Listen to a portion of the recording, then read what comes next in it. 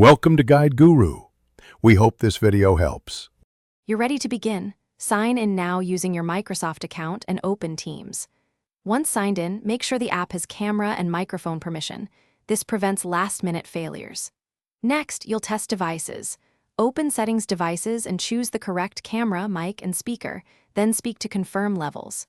Finally, start the call from Calendar or a chat by clicking Meet or Video Call. Once you click, wait for preview to confirm audio and video look correct before joining the meeting. Once you're in the meeting, use the action bar at the bottom to mute, toggle video, and share your screen. Choose window or desktop to control what others see. If you need to emphasize a speaker, pin, or spotlight their video, make someone a presenter to allow screen sharing. Manage participants from the panel to mute noisy lines or invite guest links. Once done, enable live captions for clarity and switch views between gallery and presenter to focus on content or people as needed. When the meeting ends, click the red hang up to leave and stop any active screen share to avoid leaving sensitive content visible.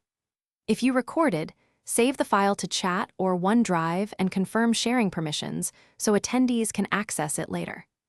If audio or video fail, restart Teams, test devices again in Settings, and try joining via the browser version if the app misbehaves. Make sure camera and mic permissions are allowed and that your firewall or VPN isn't blocking Teams. This fixes most problems quickly. Thanks for watching. Consider subscribing if we helped you today.